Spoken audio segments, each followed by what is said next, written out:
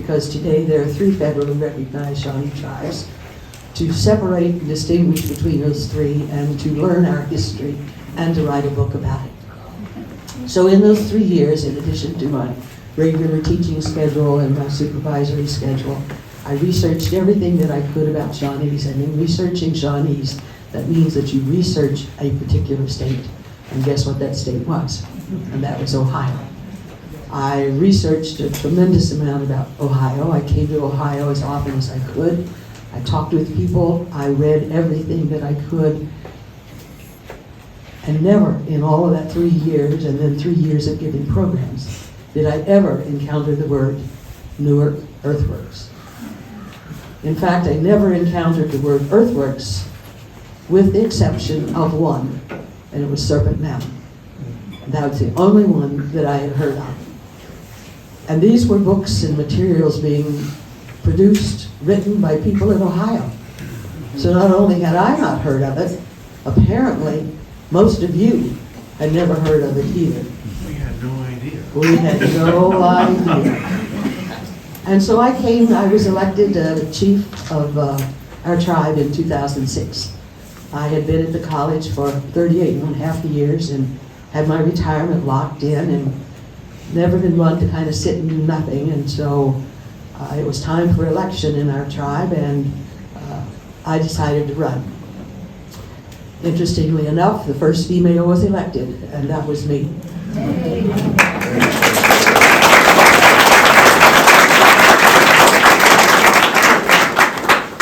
In doing all of my research, I had read a biography of a very famous man that all of you have heard of, and that man was Tecumseh. And I've read many biographies of Tecumseh, but this one was written by John Sugden, who is an English author. And Ohio State University was sponsoring a lecture series about Native Americans and Ohio, and John Sugden was one of those lecturers. And so I knew that John Sugden was coming to Ohio State University, and I came to Ohio to listen to John Sugden. I did not have a single idea that the next day there was a trip involved with that, and that everyone who wanted to go could accompany John Sugden, who had to go, and he had never heard of a place called Newark Earthworks either, and we went to a place called Newark Earthworks. So it was by total accident, because I, along with John, had no idea that there was such a place. I not only had no idea, but I certainly had no idea that these earthworks were covered with a golf course. One of my favorite places in the United States to visit, and that I go back as often as I can, is Arlington National Cemetery. Arlington National Cemetery is about the theme of death. But when I visit Arlington National Cemetery, I always come away uplifted.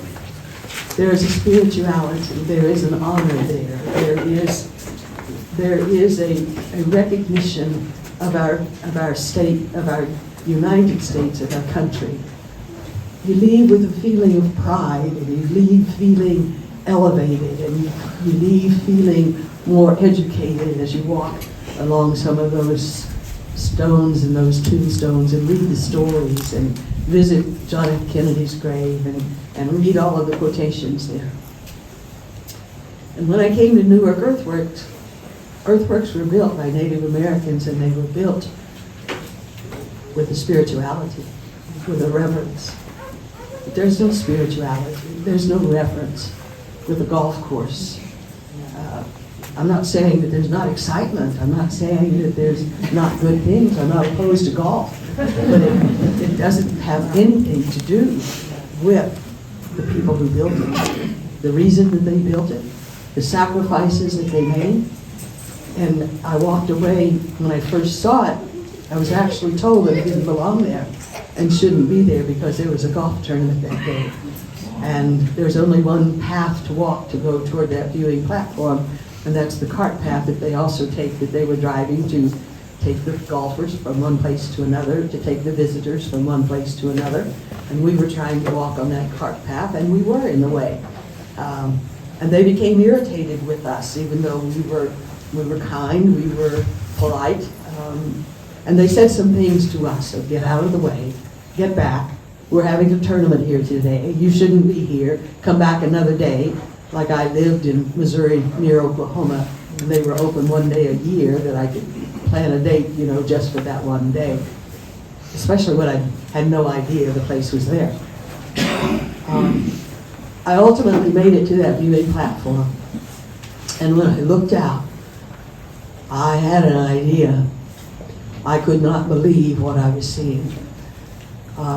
Tremendous pride, knowing that they were built by our ancestors. And I say our ancestors because it's not just the Eastern Shawnee tribe. It's all Native Americans, all of our ancestors.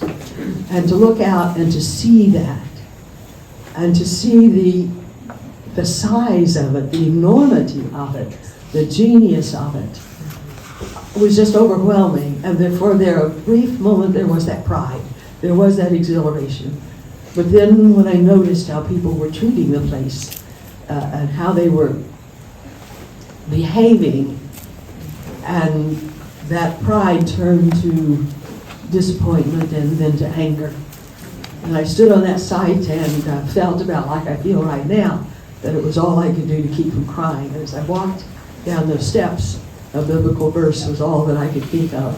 Father, forgive them, for they know not what they do. And in that moment, I decided in my strange, stubborn way, I don't know what one voice can do, but silence has been long enough. So I was not there to pursue World Heritage. I give these people all the credit for that. I had nothing to do with that. That was not my idea. And there were a few people in Ohio who did know about the Newark Earthworks and who had been to Cahokia and had talked with them as to why they had more people who come to see their earthworks than their Newark. I give credit to Dick Shields, who was the manager, or not even the manager, he was hired as an adjunct facility, educational facility of Ohio State University, and he was the person there.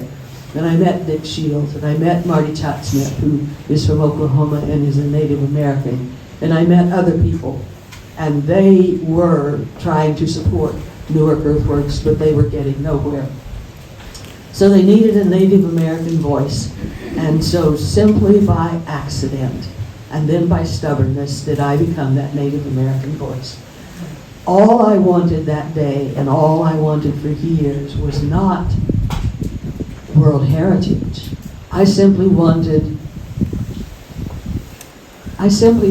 that it's not the people here today, it's not the people who live in Ohio today who were responsible for removing all tribes, because you had 44, 45, 46 tribes here in Ohio. You don't have a single one today. They made all of us leave. And so the people may have been eliminated, but what our ancestors accomplished should not be eliminated. Amen. That's what I was saying.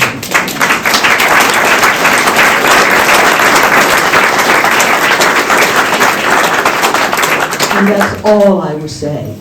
We have been removed as a race, but our accomplishments of our ancestors should not be removed and should be preserved.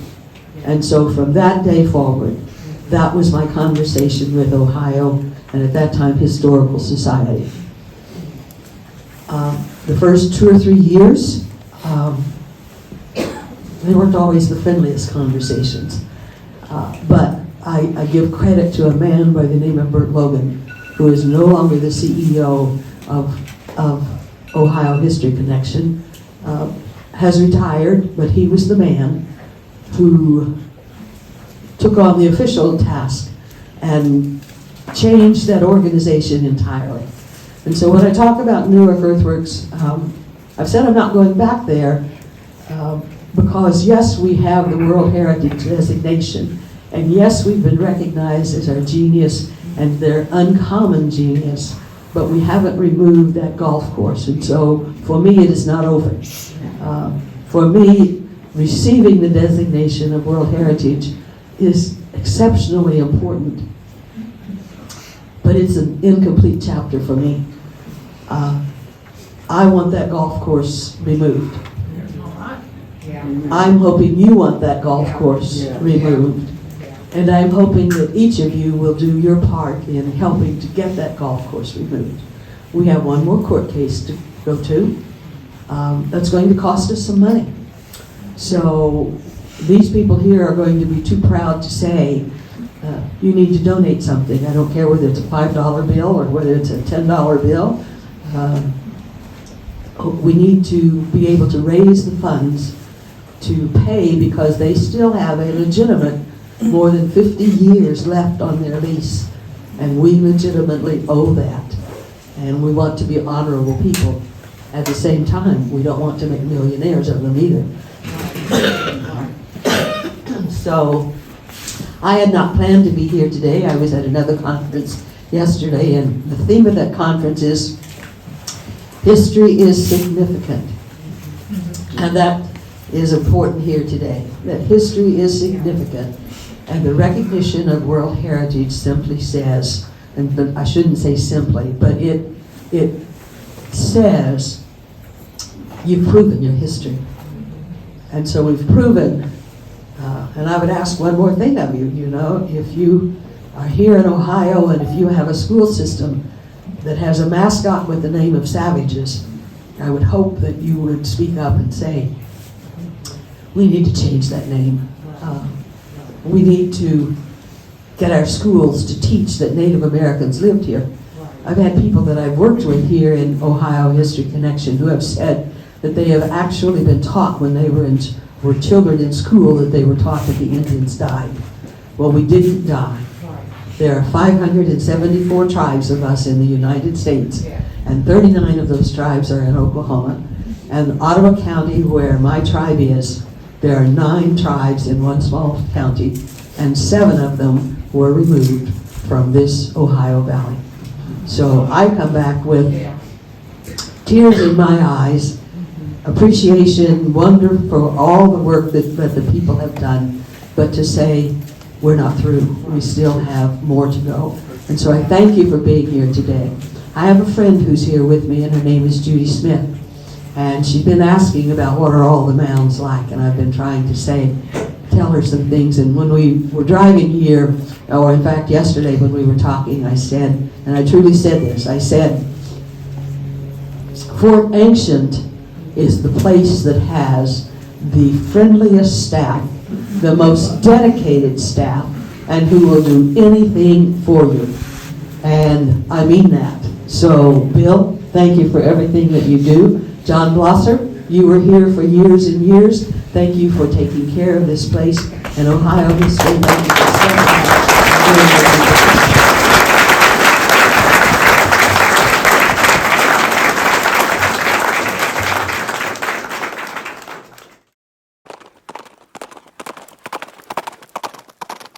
Blue Horse Theatre 2025. Welcome, my friends, to the Blue Horse Theatre.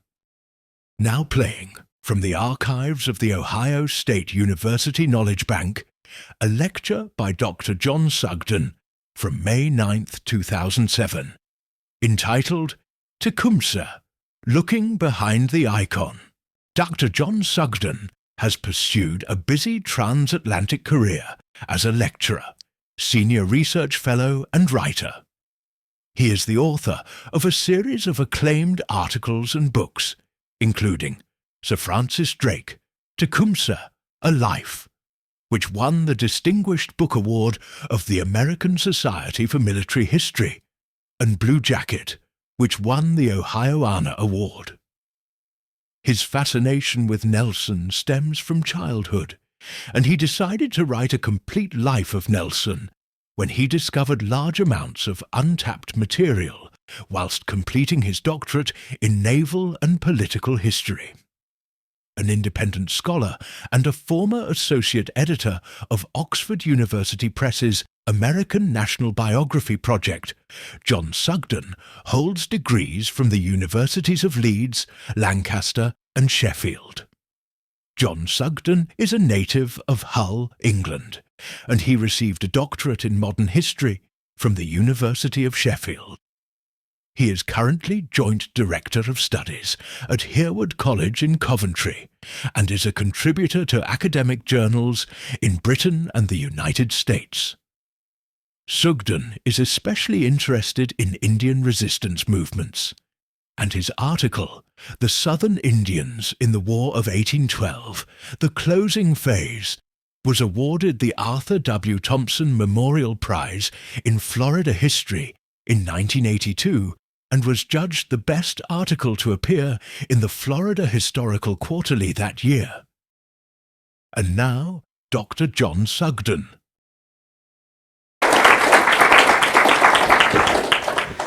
Well, ladies and gentlemen, I have to say it's good to be in Ohio again. It was 3 years since I was last here, and Hal was there to see me do it. He can prove it. I love your pictures, Hal. Hal really strives for historical accuracy with his pictures. They're very special, I think. The other great thing about being in Ohio is that most of you know who Tecumseh is. And I don't have to explain that I'm not talking about a famous make of lawnmower or anything else like that. And particularly Shawnees, they will know who I'm speaking. Okay, I've called this talk Looking Behind the Icon because I want to compare the sort of image of Tecumseh with perhaps ways of trying to get behind it to explain him a little bit more clearly. In the summer of 1810, a rising Indian leader did a very remarkable thing. He confronted the governor of Indiana Territory, William Henry Harrison, who had just contrived the purchase of 3 million acres of Indian land for less than 2 cents an acre, and told him that the cession was unjust and that he would oppose it, if necessarily by force. Now, Tecumseh said something else at that time.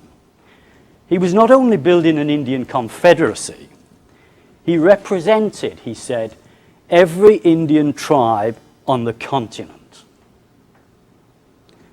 Now, perhaps no Indian has ever made such an astounding claim before.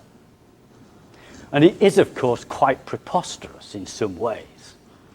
Tecumseh did not politically represent countless numbers of Indians across America. Even at his peak, his influence was largely confined to the Old Northwest, parts of Alabama, and southern Ontario. I suppose it was his understanding of the universality of the predicament of American Indians that he was referring to. Most of us know, I think many of us will know, that Tecumseh's star shone for very few years indeed. With great energy, he tried to fashion a powerful Indian confederacy. And when the War of 1812 broke out between Britain and the United States, he welcomed the British as his allies and fought gallantly until his death on the River Thames in Canada in 1813. It's interesting that the Canadians have erected 2 monuments to Tecumseh, and the United States so far has only erected 1. That might go back to this remembrance of the War of 1812. Since that day, October the 5th, 1813, when Tecumseh died, he has become many things to many people. In fact, few historical figures of any place, any continent, have had such grand visions hung upon their shoulders. The acclaimed Canadian poet Bliss Carman, writing in his anthology Far Horizons in 1925, compared Tecumseh to the nations who fought for freedom in the First World War, who fought against tyranny. Tecumseh, he said, was, quote, a champion of freedom, and his cause, the liberty of man. Here's a verse from his poem. Tecumseh of the Shawnees, he dreamed a noble dream, a league to hold their freedom old and make their peace supreme. He drew the tribes together and bound them to maintain their sacred pact to stand and act for common good and gain. So you get themes there that come through the way people have looked at Tecumseh over the years. A theme of fighting for freedom, the theme of a man who was binding the tribes together in a peaceful union, and a union that would benefit them all, the common good. In 1958, another Canadian and another poet — why is it that poets always get interested in epic figures like Tecumseh? Another poet, Wallace Havelock Robb, condemned us historians for depicting Tecumseh as a glory hunter who loved war. Robb's Tecumseh was a peacemaker. He had, quote, a dream of amity. And what he was trying to do was found a primitive League of Nations. Ultimately, Tecumseh became what he had wanted to be in life. He became in death the representative of all Indians. In 1999, 5,000 delegates from 893 tribal organizations across North America met in Vancouver for an unprecedented 3-day summit. They discussed things which were common problems for Indian peoples: treaties, land, resources, identity, self-determination. And the title of the conference was appropriately Uniting First Nations, Tecumseh's Vision. The preeminent Canadian Indian leader, Phil Fontaine, who was one of the organizers, said, "Tecumseh believed in unifying our people and bringing the nations together. He didn't believe in war. He believed in securing the position of our people through peaceful means. And we want to build on that spirit with this particular gathering." So in a sense, that's the Tecumseh of today, an icon. He represents Indian fraternity, Indian unity, and Indian heroism. He was a man who never signed a treaty, never sold out. He believed in coexistence and pleaded for coexistence with the whites, and when it was denied, he fought his corner nobly and bravely and went down fighting rather than admit defeat. With his death, an era in not just North American Indian history, but North American history came to an end, because it marks the end of that period when the Native American was an important factor, an important balance of power between the great Euro-American nations settling America. I got interested in Tecumseh 40 years ago, which is why I look so old.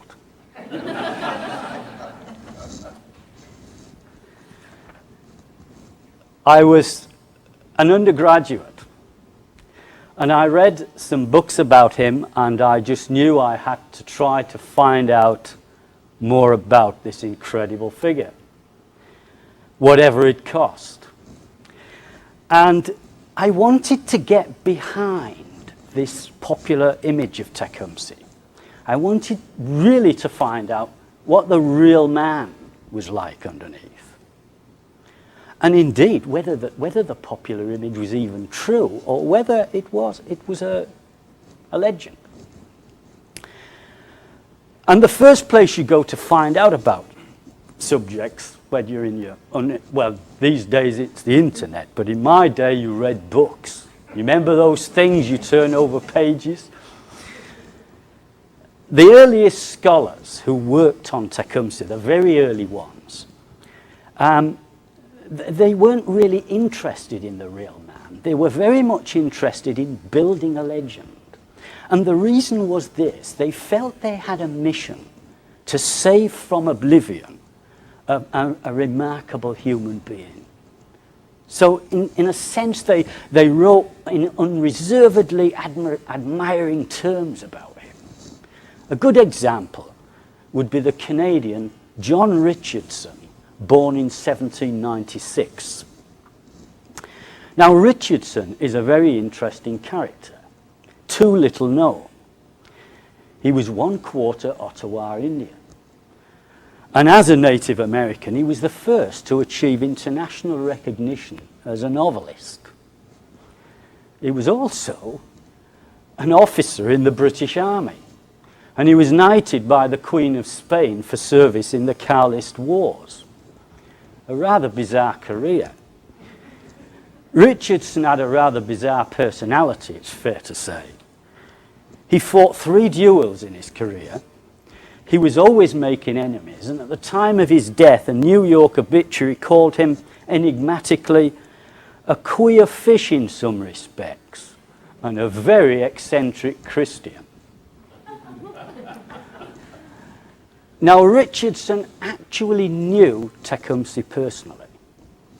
In fact, as an adolescent volunteer in the British forces in the War of 1812, he became infatuated with Tecumseh.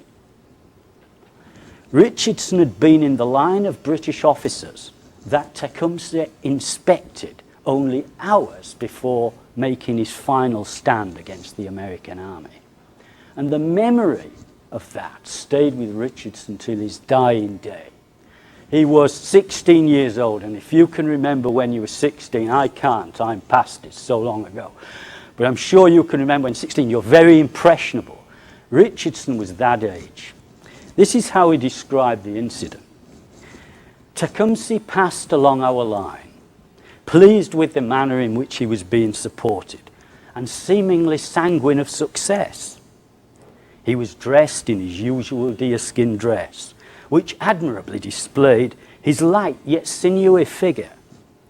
And in his handkerchief, rolled as a turban over his brow, was placed a handsome white ostrich feather, on which he was ever fond of decorating himself, either for the hall of council or the field of battle.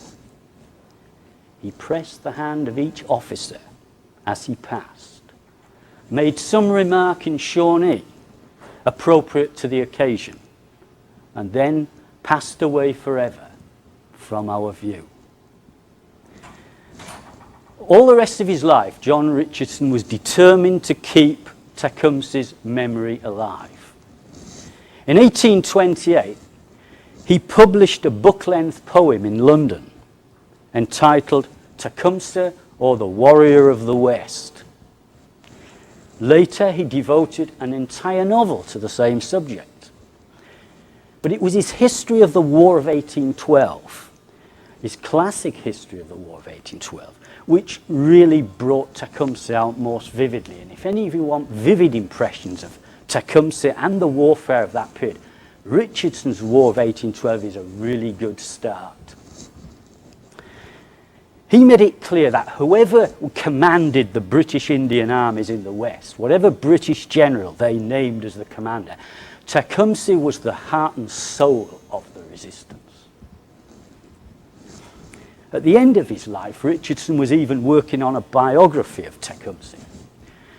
And he said he was determined to, quote, hand down to posterity the name of the greatest Aboriginal this continent had ever produced.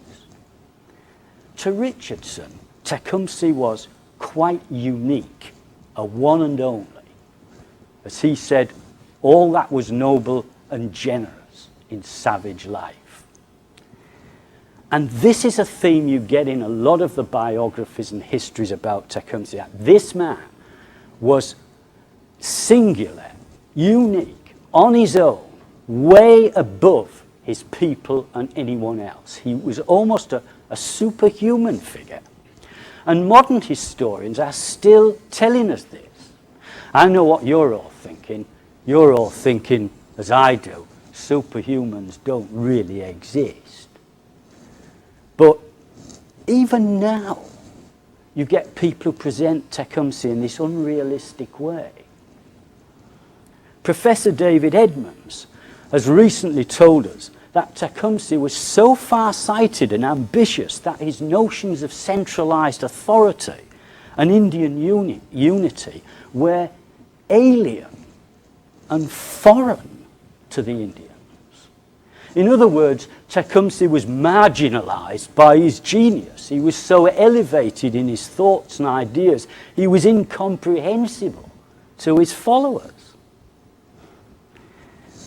Well, I'm not sure that anybody can be divorced from their background in that kind of way.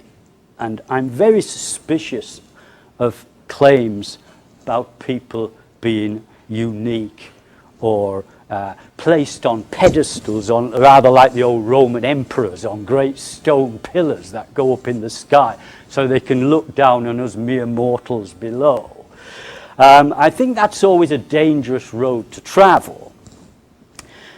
So if the secondary books, the biographies and histories, were really reinforcing this image of a man, a little bit more than a man, the primary sources were obviously the place to go. Go back to the records of the people living at the time who saw this man, worked with him. What did they say? Over the years, I've hunted about every primary source about Tecumseh that I can find, and I haven't found them all. I found another one this morning, as Jay mentioned, so they're still coming. The British seemed a good source of information about Tecumseh because they knew him rather better than their American contemporaries. They campaigned alongside of him for 18 months, so they had an inside view of him to some extent. So what did the British records say about this Indian chief? You know, if you study British records of their operations with American Indians over the years, you get a lot of criticism of Indians in these records.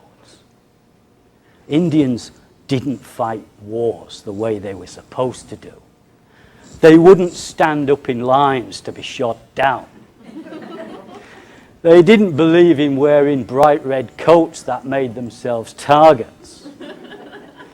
And if there were bushes and rocks to give cover, they used them. The British also thought the Indians were very brave warriors, but often very unreliable.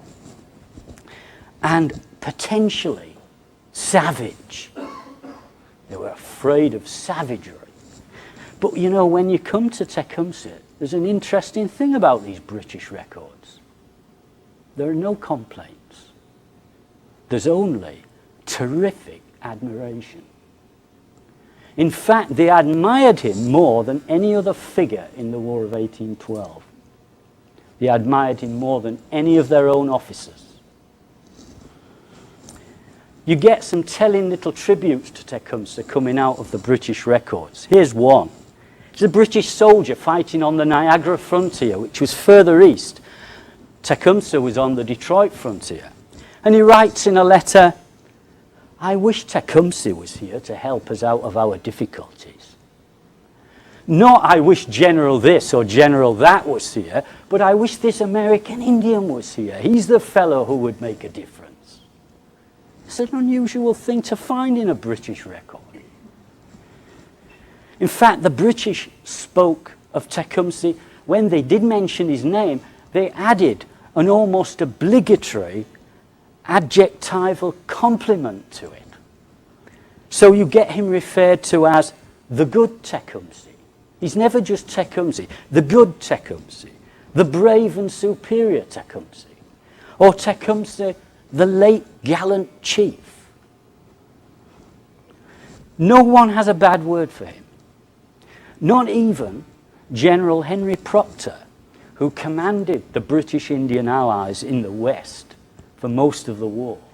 Now, Proctor was a master at traducing everybody. He traduced subordinates, he traduced superiors, he traduced allies. He was a very difficult man to please. And also, incidentally, people traduced him. Not surprising, there were often people he'd traduced. Tecumseh traduced him as well in open council. Tecumseh was very suspicious of Proctor's abilities and once described him as a fat animal that carries its tail upon its back, but when affrighted, drops it between its legs and runs off. It's a good tribute to a man who's supposed to be a soldier. Yet when Proctor wrote about Tecumseh, he doesn't use any of his usual denigratory comments.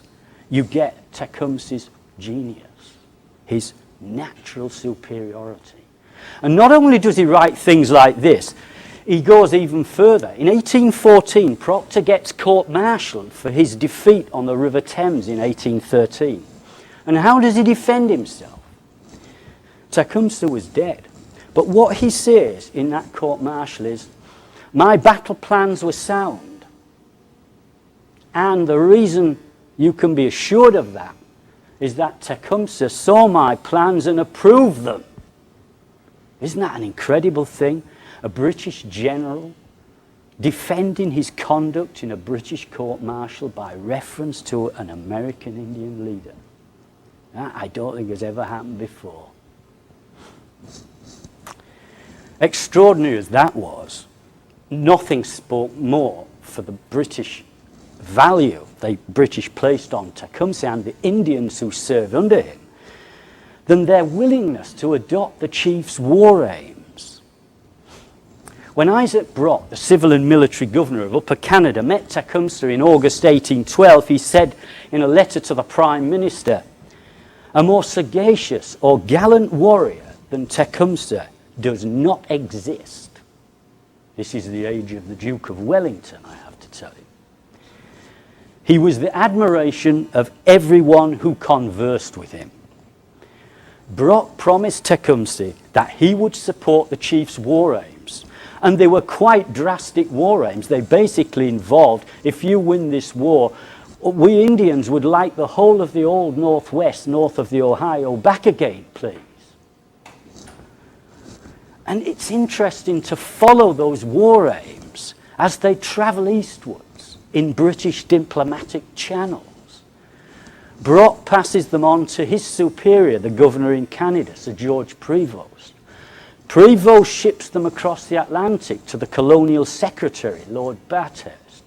Bathurst takes them to the British Foreign Secretary, Lord Castlereagh. And in 1814, when the diplomats of Britain and the United States gather in Ghent, the ancient capital of Flanders, to negotiate an end to the war, there are Tecumseh's war aims on the table. Not only are they on the table, but they are the most important things the British put forward. In fact, Lord Castlereagh says this to his negotiators: you will represent that an adequate satisfaction of Indian interests is considered by the British government to be a sine qua non of peace. In other words, you have to agree to it, or there's no peace. That's another strange thing.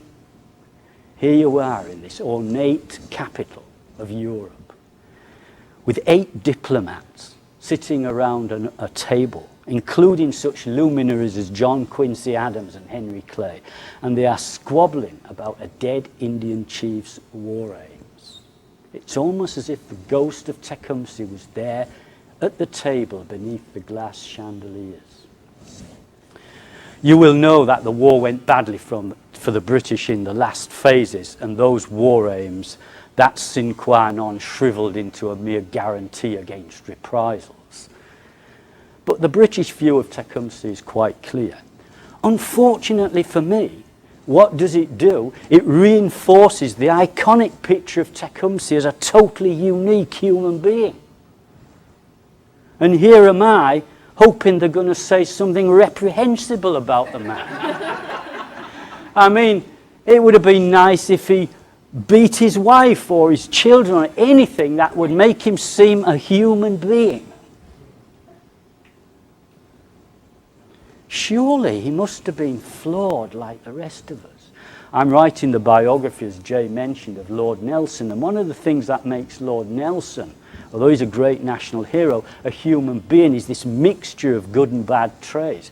But in all my life, I have never met a historical figure who leaves a paper trail so unanimously praising and admiring as Tecumseh. He's absolutely on his own in that respect. So I went to his enemies. I thought, right, let's forget the Allies, enemies. What about his Shawnee enemies? Plenty of those. But you know, when you start reading what the Shawnees said, and so many of them were his political enemies, they were very happy to flagellate Tecumseh's brother, the prophet. But when they talked about Tecumseh, he was the great Tecumseh. When John Johnston, the Indian agent, made inquiries amongst these chiefs, he found there was a universal acknowledgement that Tecumseh had a tremendous and excellent character. And it was obvious that he conformed to what the Shawnees believed was a good leader. He was a great hunter and therefore a provider. He was a great warrior and therefore a defender.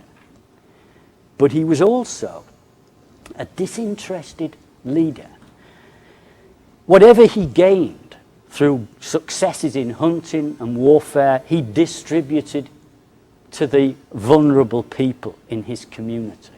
So he was a guardian and a patron, an exemplar chief. So they may have been his political enemies, but they admired him. But where was I? Still looking. Went to the Americans. And I found something odd. These people spoke more in awe of Tecumseh than anyone else did. Here's the overly familiar passage by William Henry Harrison, the aforementioned governor of Indiana Territory. I'm sure some of you have heard this. This is unbelievable. The implicit obedience and respect to which, the implicit obedience and respect which the followers of Tecumseh pay to him is really astonishing. And more than any other circumstance, bespeaks him one of those uncommon geniuses which spring up occasionally to produce revolutions and overturn the established order of things. If it were not for the vicinity of the United States, he would perhaps be the founder of an empire that would rival in glory that of Mexico or Peru. Wow. That was some compliment. Now, of course, we can say that Harrison is a political opponent of Tecumseh. Maybe he's trying to improve his own profile by magnifying the chief. But Tecumseh's spell also fell likewise on little people, mere casual observers who had nothing to gain by exaggeration. Listen to the Reverend William Winans, who saw Tecumseh in council in 1810. This makes me quite envious, actually, being a shrunken Yorkshireman. This really makes me envious. He was as fine a looking specimen of manly beauty that I ever beheld. In both his form and feature, he was near perfection. He was calm, self-possessed, and dignified, without any air of self-importance. He was modest and in general courteous, but without timidity or sycophancy. He was simple and deliberate in his speaking, but by no means tame and commonplace. He was one of nature's true noblemen, and I think in its highest class. Well, it seems as if foes, friends, allies were all singing from the same song sheet. And they fell victim to the charisma that Stephen Ruddle once spoke of. And Ruddle was a white man brought up by the Shawnees, knew Tecumseh well from childhood. And he said, there was a certain something in Tecumseh's countenance and manner that always commanded respect, and at the same time made those about him love him. And although all this gives you the impression of a physical, moral and intellectual paragon that we don't seem to feel we can believe quite in. It's got to contain an enormous amount of truth. When that many people speak about you that way, he must have been one heck of a guy. That's all I can say. He's got to be. I mean, what are they going to say about me when I'm gone? It don't bear comparison. And in fact, I don't know almost anybody in history who's got, and these are just examples, there are dozens of quotes like this I could choose. But does it help us to understand him? Or does it rather paint a picture which is a bit hard to get to grips with, really? He's just a Superman. We'll have him in a red cape and blue uniform next. I think that sometimes good history is often about finding out what has been forgotten rather than what has been chronicled. And to really get to Tecumseh, I think you've got to throw away American military history, British imperial history, and even general Native American history, and try to reunite him with the specific heritage that produced him. It's not very well known, but we have to look at the world of the 18th century Shawnee, and that is where we will find the explanation of how Tecumseh came to be what he was. I can't look at every aspect about it, but let me just take the two most famous. Tecumseh the Federalist, travelling enormous distances to unite tribes in a league. This is a case of have cause will travel. How does it, this is a cause, incidentally also, which some historians say is so incomprehensible to the ordinary Indians, and this is what made Tecumseh stand out. How does this incomprehensible idea fit into Shawnee history? Well, one of the first things you find out is that there's nothing alien or foreign about the idea of confederacies with the Shawnees at all. Their villages were confederacies. They were confederacies of clans, and the clan leaders formed the council, and they chose their chief. Their tribe was a loose confederacy of up to 5 divisions. Sometimes they worked together, sometimes they didn't. But it was a loose confederacy.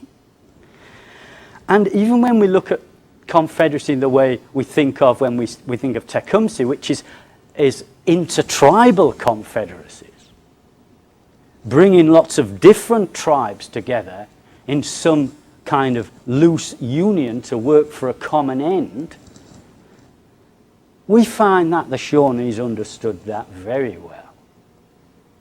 In fact, they'd been struggling to achieve this for 6 decades before Tecumseh began his great career.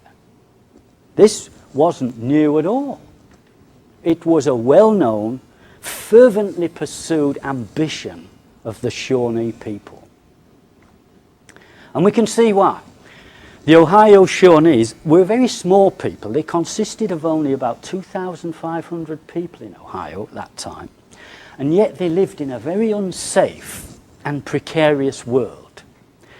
23 of the 53 years after 1763 were spent in conflict. During that period, 1763, 1815, they suffered 14 armed invasions of their territories. 25 of their villages were destroyed. They were based in Ohio and Kentucky. Now, this is a debatable ground between the northern Indians and the southern Indians, who were often in conflict with each other.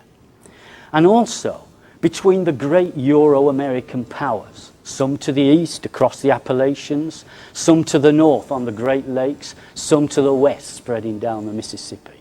So The Shawnees are a very small people trying to hold ground which is wanted by lots of different individuals. And naturally enough, they looked to forging unions amongst their neighbours as a means of achieving what they could not do alone.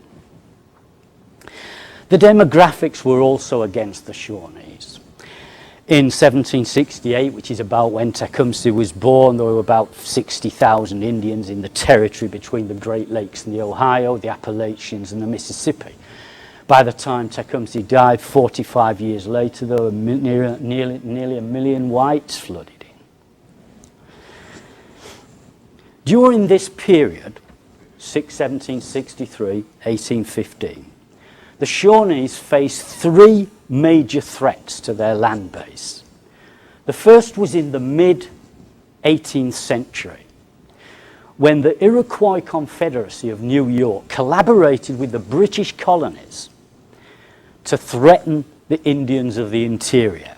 And this phase culminated in the scandalous Treaty of Fort Stanwix in 1768, when the Iroquois and British stripped the Shawnees and other tribes of their hunting grounds in Kentucky.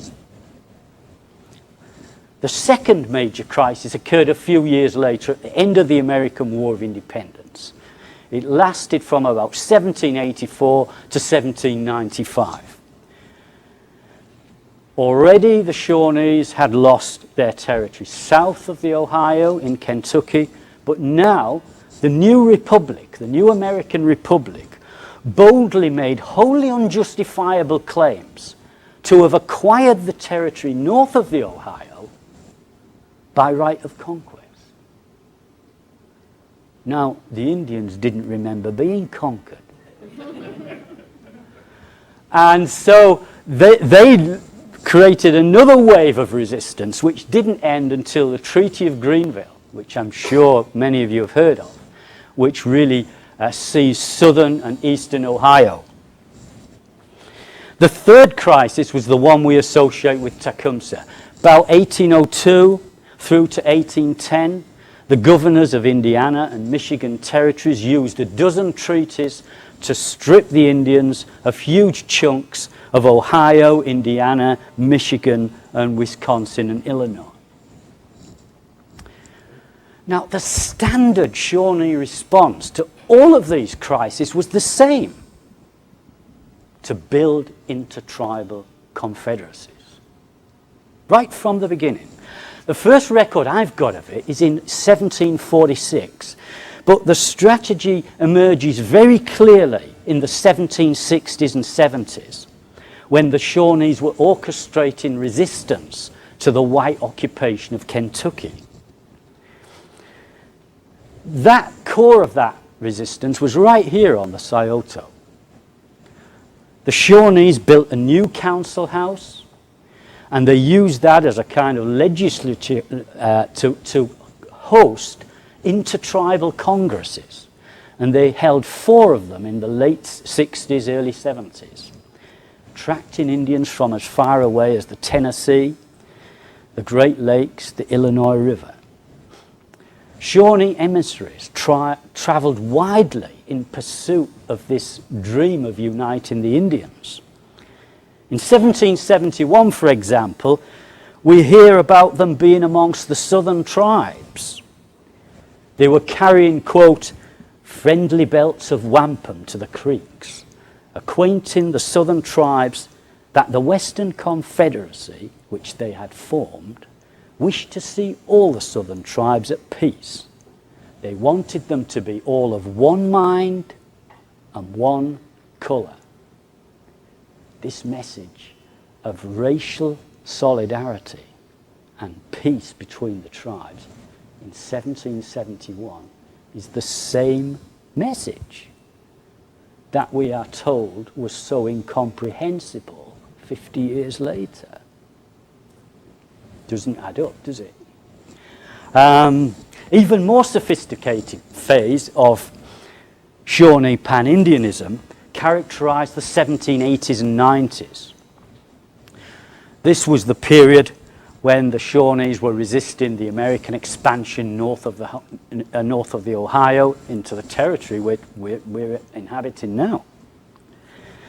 Tecumseh was a young warrior at that time, but again the Shawnees were working to build a united front, and partly it worked.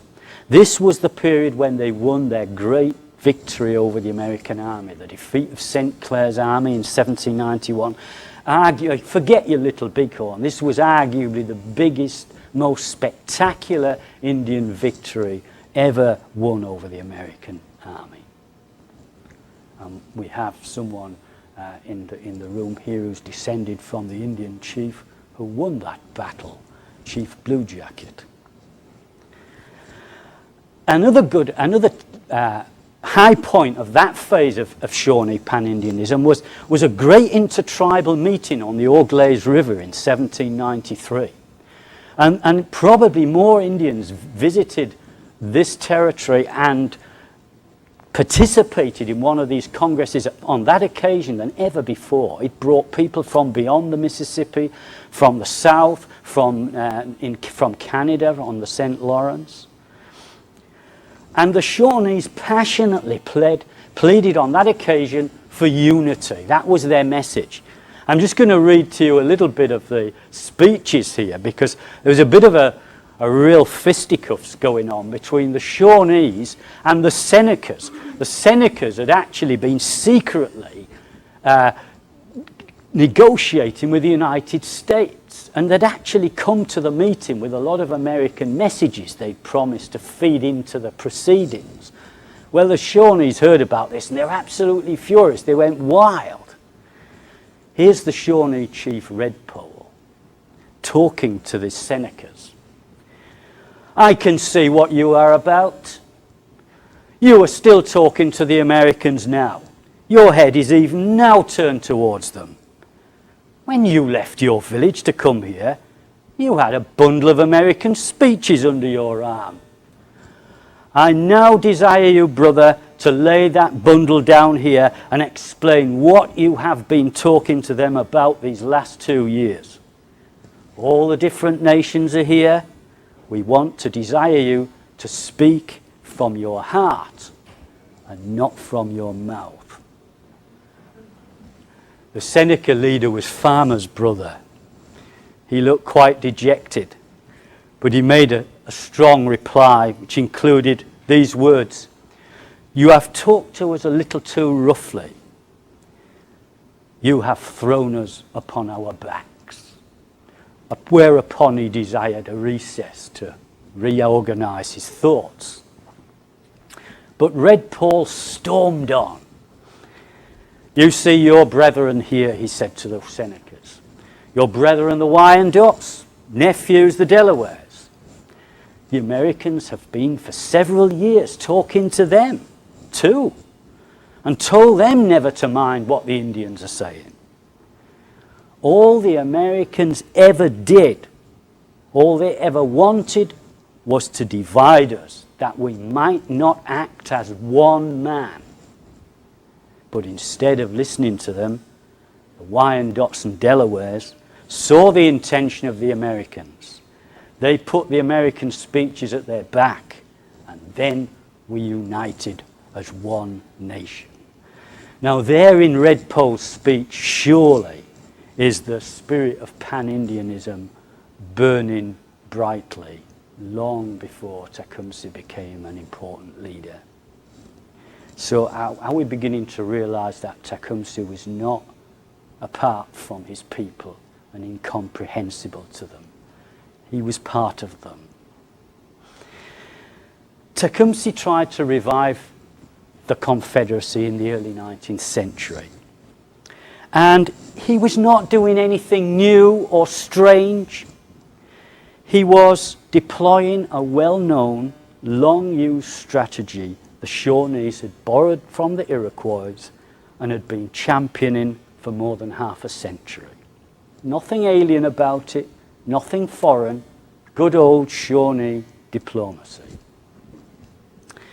Now historians have forgotten this role that the Shawnees played in forging unions before Tecumseh. They remember Tecumseh, but they've forgotten all these events that happened before. But the people who lived at the time didn't forget it. They recognized it was one of the key aspects of the Shawnees. Here's John Norton, the white Mohawk, speaking in 1804, 4 years before Tecumseh began his great work. The Shawnees, he said, were the most leading nation of the Confederacy, the most polished in their language and manners, and those who convene the councils and bring the rest together. Here's Thomas Forsyth, U.S. Indian agent. By consent of the Confederacy, the Shawnee Nation was formerly the leading nation. That is to say, they had the direction of the wars that the parties might engage in, and the power of convening the allies. Indeed, it was these recognized diplomatic skills of the Shawnees which endeared them so much to the British.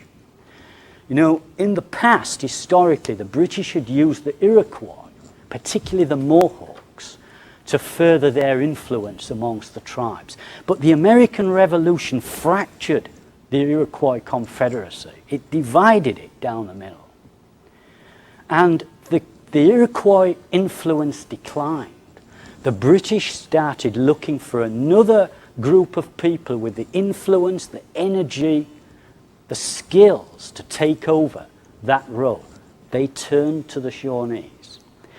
It's interesting that in 1808, when a new war between Britain and the United States threatened over an incident on the high seas, the Chesapeake crisis, one of the first things the British did was appoint 3 Shawnee speakers to their garrison at Fort Malden on the Detroit frontier. And they also issued instructions to their agents to contact the Shawnee leaders. Deputy Superintendent of British Indian Affairs wrote, "You must contact the Shawnees. They are the men that can be depended upon." So the British thoroughly understood long before Tecumseh that these Indians had particular skills. Now this appreciation of this past doesn't diminish Tecumseh. His energies and his abilities still stand out. He was an incredible individual. But it helps us to see where he came from, what environment produced him. It's the same when we look at another aspect of him, and I'll finish with this, which is that Tecumseh made these great journeys to tribes he'd almost never seen, trying to plead the cause of Indian unity. Some historians have found these journeys so remarkable as to be almost unbelievable. But why? Because Tecumseh was not any Indian, he was a Shawnee. And I'm sure some of you know that if there was another thing the Shawnees were famous for, it was traveling. They traveled. They journeyed furiously. And this has been known for a long while. Francis Parkman, historian of the 19th century, said in 1851, the Shawnees were a tribe of bold, roving and adventurous spirit. Their eccentric wanderings, sudden appearances and disappearances, perplex the antiquary and defy research. In other words, they moved about so much you couldn't get a fix on them, basically. History takes the Shawnees up in the 17th century when they're on the Cumberland and Ohio rivers. The Iroquois displaced them, and they scatter all over the place. Some go to the Illinois, some to Florida, some to South Carolina, some to Maryland, some to Alabama. Middle of the 18th century, and you find some Shawnees trying to pull them back, regroup on the Ohio, which they regarded as their ancient birthright. But even there, they seem to be too much of a wanderlust spirit in them to stay. In the 1770s, more than half of these Ohio Shawnees depart, most of them to Alabama. 1780s and 90s, Another lot clear off. This lot are going to Missouri, Spanish Missouri, and to Tennessee. After the Treaty of Greenville in 1795, the remaining Ohio Shawnees split three ways. One lot stays in Ohio, one lot under the Blue Jacket family goes up into Michigan territory, one lot under Tecumseh goes into Indiana territory. So these people were always moving around. And these travels not only created a culture of dispersal and reunification, but they developed an immense expertise in travelling. No one knew the inland waterways and the overland trails better than Shawnees. They had all the lingua francas that could help them converse with local Indians in different places. And they'd lived in so many different places. There were Shawnees nearly everywhere they went. So there were kinfolk there.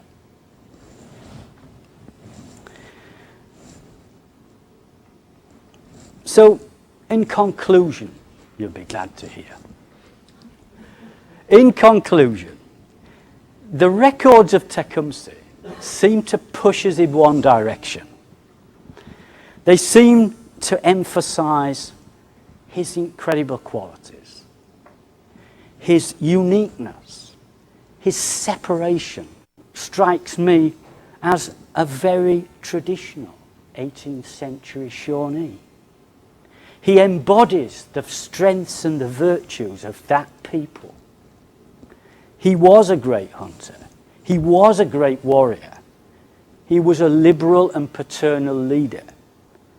He was an energetic, great traveller. He was a federalist, believing in pan-tribalism. In other words, he was like his two generations of Shawnee diplomats that preceded him. Now, in the end of all this, I have to say, he was the greatest. He was the finest expression of this movement. But by concentrating upon him, we often forget that he stood in a line of great Shawnees, the Redpoles, the Cornstalks, the Blue Jackets, great men. And he reminds us of a remarkable people, the Shawnees. They have never ceased to astound me, these people. Their courage, their resilience, their energy. They were an amazing people. So as a traveller, a hunter, a warrior, a leader, a pan-tribal diplomat, Tecumseh stands, in my view, not alone, not outside, but within the traditions of his own people.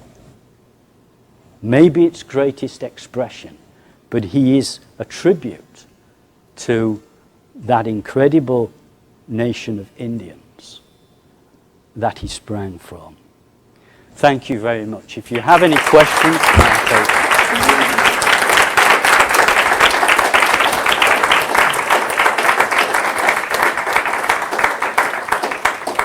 We will do questions in a little while, but as is traditional, we have gifts to give the speaker. First, the American Indian Council, Sarah Stevens, will present tobacco. Thank you very much indeed. I was hoping I was going to get the young lady, but...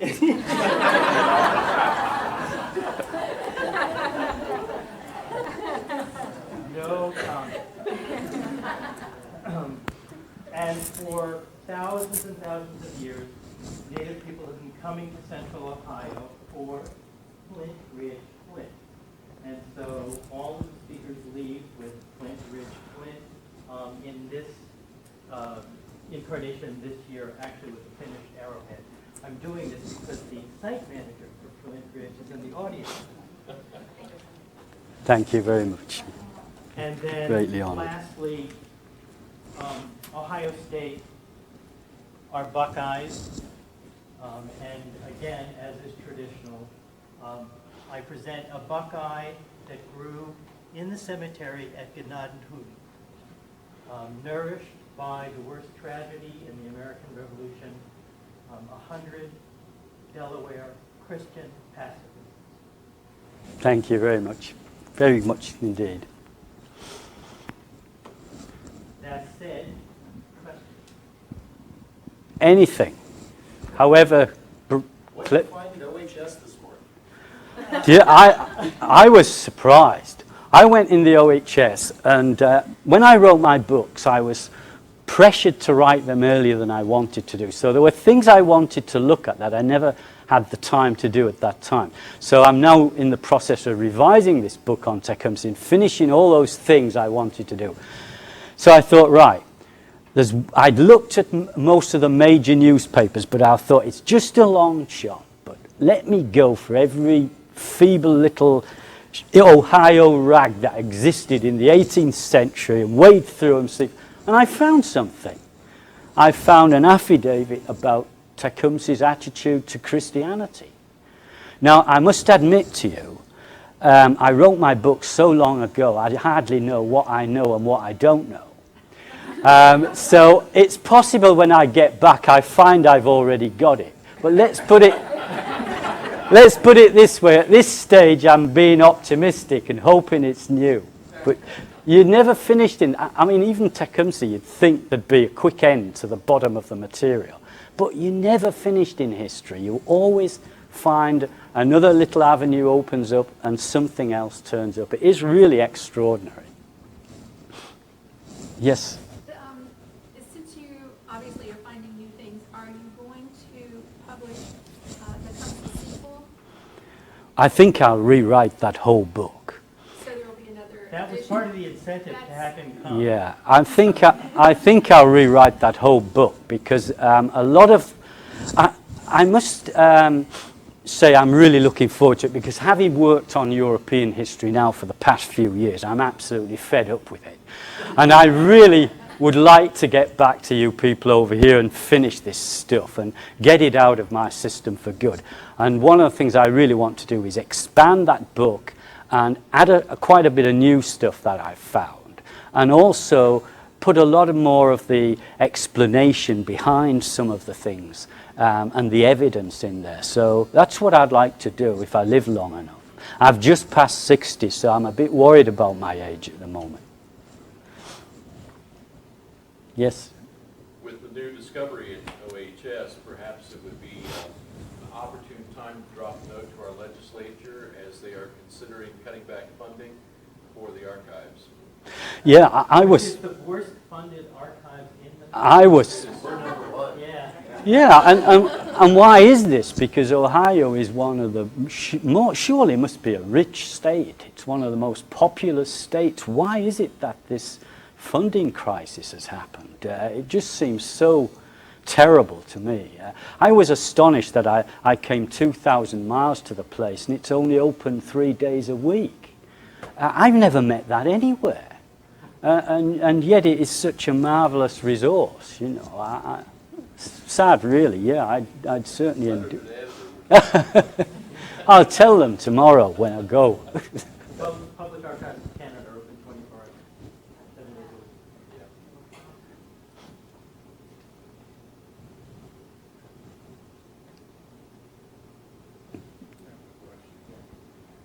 You wrote both books, one from Blue Jacket, one from Tecumseh. I don't know if anybody's read both books, but would you tell them the importance of Blue Jacket to Tecumseh's movement? Well, I think I touched on that today because when I started reading about Tecumseh years ago, Blue Jacket came into the story quite a lot. And I remember reading a book, it's an American book written published in 1816 about the War of 1812 by a Kentuckian, Robert B. McAfee. And in his first chapter, he reviews the origins of the Indian War. And he specifically said that Tecumseh got his ideas about confederating the Indians from Chief Blue Jacket. Now, at that time, Blue Jacket, there were two great myths about Blue Jacket. One myth was that he wasn't an Indian at all. he was a white man. That was a big myth that was going around, and a myth that It's still there. it's still there. It's still there, and it is ferociously contended. And myth number 2 was that Blue Jacket was somehow a second fiddle to the Miami chief Little Turtle, who was the most important figure. And when you looked at the evidence, it just simply does not bear out either of those contentions. And I began to realize that a lot of what Tecumseh did, you can look at Shawnee history, as I was saying earlier on, and find the same ideas and the same sort of actions. And Blue Jacket was one of those figures. He was very much a similar figure. He believed in uniting the tribes. He traveled to the Mississippi, not as far as Tecumseh did, but his half-brother traveled through the South, just as Tecumseh did. And they tried to bring the tribes together. He, like Tecumseh, led them in battle in a very successful way. I mean, the defeat of Harmer and St. Clair, were outstanding Indian engagements. The victory over St. Clair, I think, was an absolutely astonishing victory by the Indians. Because these Indians who went to fight St. Clair, they were numerically inferior, and they weren't particularly well armed. And I think they must have gone with a fair idea they might lose this battle. So it was a tremendous victory. And Blue Jacket was therefore a key figure. And then in the early days of Tecumseh's movement, there you find Blue Jacket. He's now an old man, but he's the only significant Shawnee chief who came out to support Tecumseh. The others opposed him. They saw him and his brother, the prophet, as threats to their leadership. And they knew that. Tecumseh once said he would make the Shawnee head chief a king without any subjects. In other words, he'd pull all his followers away from it. The only significant Shawnee chief who went and actually supported Tecumseh and the prophet was Blue Jacket. Now, so there you and they worked together for 2 or 3 years. In fact, Blue Jacket was in those early years of Tecumseh's movement.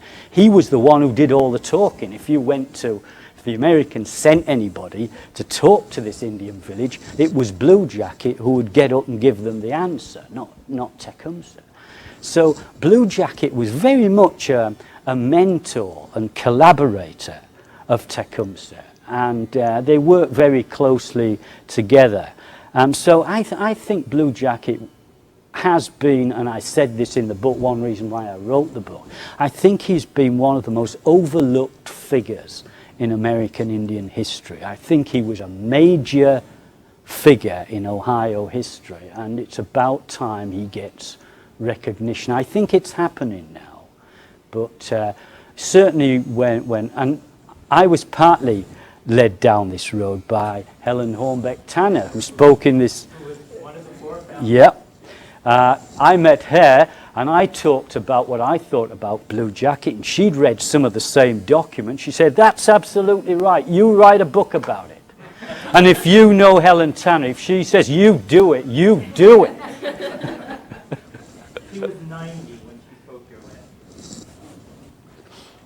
Now, and you should also add that Blue Jacket's living in a 2-story house with silverware, crystal. Yeah, he's not Who are both black He's not the typical Indian chief. He's there with silver spoons on his tables and china teacups. And so he was a very different Shawnee than Tecumseh. Tecumseh was a very traditional Shawnee. Blue Jacket was a very entrepreneurial, get-ahead, adaptive Shawnee. So they were in many ways different. They represented different types of Shawnees, but there was a lot of common ground. It seems to me that there are 2 important biographers in our generation of Tecumseh, you and David Edmonds, and I'm willing to bet that a number of people in this room have read both your biography and his. But I would love to hear how you would compare those 2, your view of Tecumseh and Do you want the honest answer? May he speak freely. I think he gets the big picture wrong. One of his arguments is that Tecumseh was some alien figure who didn't relate to the other Indians. I think that is just absurd, frankly. And another of his theses is that Tecumseh believed in centralizing authority and the prophet didn't, which is why he argues the prophet gained a wider audience. But actually, if you study the two movements, you find the most centralizing statements were actually made by the prophet, not Tecumseh. He acted within a traditional view of a confederacy negotiating things and then perhaps appointing a man to be some kind of executive. It was the prophet who said, through the Great Spirit, I want all Indians to throw away their medicine bags and their guardian spirits and listen only to me. Now that was a more central message than ever Tecumseh came from. So I think he got some of the big picture wrong. I'm not sure whether he'll ever change his mind. Maybe he will. I don't think I'll be the one to change it. Yes? I'm curious to know the interest in Tecumseh and American Indian history in the Ohio Valley in the UK. Can you talk a little bit about that? Yeah, basically there is none. But, you know, British people think I'm odd. Talk about John Richardson being odd. I mean, British people thought, when I was at university, they said, what are you studying Ohio Indians for? Why don't you do the Chartists or the Tudor Constitution or the Stuarts or something like everybody else? Why don't you do this? And I had to say, well, I'm just not interested in them. You know, this is what I'm interested in.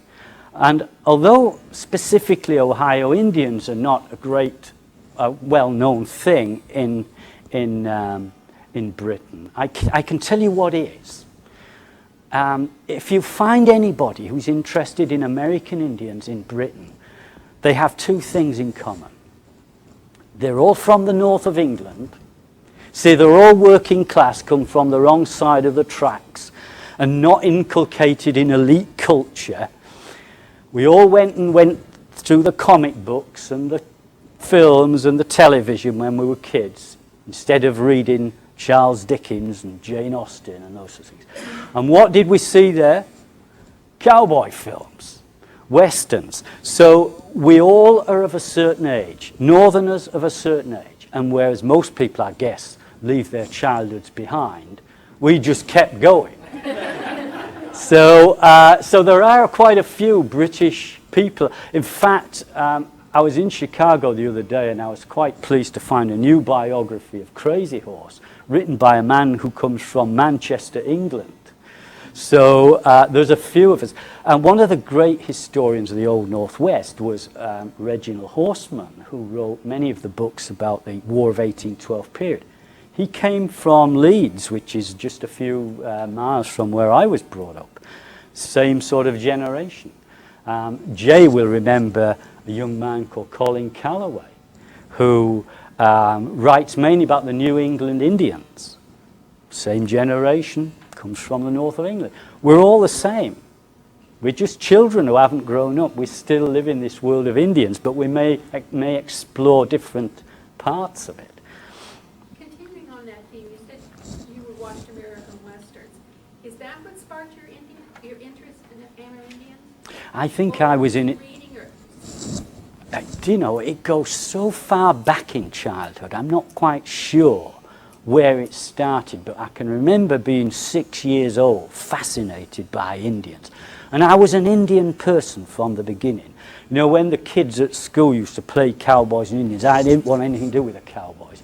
I was an Indian person, and I was fascinated from as early as that, so I don't quite know where it began. It had a lot to do with comic books. It had to do with the movies of the 50s. I grew up in the 50s, if you remember. At that time, there were tons of pro-Indian westerns. Do you remember Broken Arrow and all those sort of westerns at that time, which always seemed to have a white man falling in love with an Indian woman and some sort of meeting of the races. And these pictures were on at my local cinema. I saw them. But I suppose the difference was that I didn't really like the legendary stuff. As long as I can remember, I was always interested to find out what were the real people like? What really happened at the Little Bighorn? What was Jesse James really like? Not just what Robert Wagner looked like on the screen or something. So I did have this desire to get to the facts about it, but that's where it starts, and that's where it started for most of us. And after all, you know, the history of the American frontier is the biggest, internationally speaking, is the biggest historical myth there has ever been. No myth has penetrated so universally across the planet as that. You know, you could get people in Morocco who could tell you who Billy the Kid was, but they couldn't tell you anything about any of the great British or American presidents and prime ministers. It was a huge myth, and I sometimes don't think you people in America realize how big it was. Do you know there are more books, novels written about Tecumseh in Germany than there are novels written in this country about Daniel Boone? Isn't that incredible? He was a great popular figure in 1930s Germany. Now explain that if you can. Jim had a question, and then... Oh, I was just going to follow what Dr. Shields said. What do you think about Alexander Tom's book on Tecumseh? Something about Panther in the Sky? Yeah, I think he had a good shot at it, because one of the things he tries to do is to look at... he tried to put it in a context of Shawnee culture, and I think he tried to interpret it as Indians would look at it. So you have to remember Jim Tom's book is historical fiction, and every historical novelist has license, right? So don't expect to get pristine fact out of it. But he's a very good storyteller, and I think also he preserves, in the books I've read, quite a bit of the spirit of the history very well. So I'm quite a fan of his books, really. I think they're great books. Do you enjoy them? Yeah, I think they're great books, yeah. Did the perfection of Tecumseh as a leader lead you to the flawed nature of Lord Nelson as a subject? No, I'm just a natural pessimist, a cynic, you know. I tend not to, but I think it's always good to try to get a compound view of an individual and look at them from all sides. And but you know, it's a funny thing switching from Lord Nelson to Tecumseh, because if you'd have put one in a naval uniform and one on the deck of a first-rate man of war in the 18th century, I think they'd have both done rather well. They had almost identical personalities. Tecumseh was obviously physically the more impressive figure, but the same strengths and weaknesses appear, and maybe that tells us something about people who become heroes. I don't know. They have a lot of the same psyche, that desire to achieve, and that absolutely restless energy. One of the things that both of them had is an incredible ability to focus. Whatever it is, whatever they wanted to do, they focus on it with great intensity, pile energy into it from morn till night, whereas many of us will just slacken off a bit and enjoy ourselves. These people don't. I think that focus is one of the things which often makes a difference. On that, please stay and eat. Thank you very much anyway. Thank you. My friends, you have been watching Dr. John Sugden and his lecture, Tecumseh, Looking Behind the Icon, brought to you by the Ohio University Knowledge Bank Archives. Date May 9th, 2007. Thank you for watching, and we will see you next time. Blue Horse Theatre 2025.